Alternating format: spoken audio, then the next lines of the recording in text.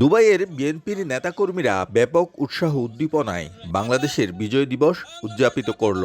দুবাইয়ের অদূরে বিজয় উৎসবকে কেন্দ্র করে র্যালি, আলোচনা, সাংস্কৃতিক অনুষ্ঠান, পুরস্কার বিতরণী ও চট্টগ্রামের ঐতিহ্যবাহী মেজবানের আয়োজন করা হয়। প্রায় 15 বছর পরে আমরা মুক্তভাবে, স্বাধীনভাবে এই প্রবাসের মাটিতে বিজয় উৎসব পালন করতে পেরেছি। আমাদের শ্রমবাজার বাংলাদেশ সংযুক্ত আরব আমিরাতের একটা বৃহত্তর অংশ।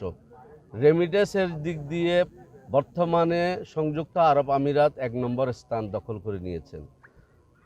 এমন কিছু লোক আছেন আমাদের শ্রমবাজারকে পিছিয়ে ফেলার জন্য, কিছু পার্শ্ববর্তী রাষ্ট্রের লোকজন এখানে কাজ করছেন। বিজয় উৎসবের আলোচনা অনুষ্ঠানে বক্তারা জানান, 17 বছর জিম্মি দশার পর মুক্ত বাংলাদেশী হিসেবে উল্লাস প্রকাশ করতে পারছেন তারা। যেখানে আমাদের বাংলাদেশের একমাত্র অফিস বাংলাদেশ কনসুলেট জেনারেল এবং দূতাবাস, আর কোনো বাংলাদেশ সরকারি কোনো অফিস নেই, আমাদের আশ্রয়স্থল।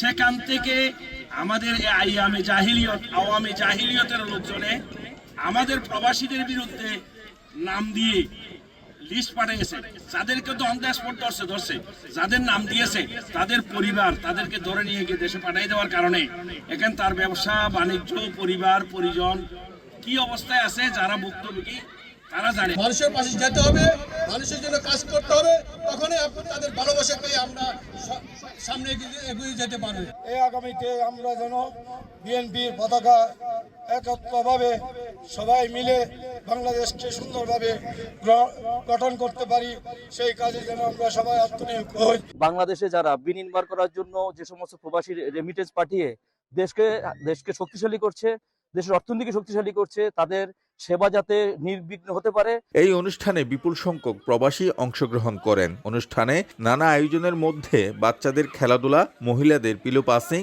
পুরুষদের দড়ি টানা, হাড়ি ভাঙ্গা ও পিঠাপুলির সমাহার দারুণ উপভোগ্য হয়ে ওঠে। আয়োজনে আবুধাবি, আল আইন, শারজা, আজমান, রাস আল খাইমা, ফুজিরা, দুবাই থেকে বিএনপির বিভিন্ন অঙ্গ সংগঠনের নেতাকর্মীরা যোগদান করেন।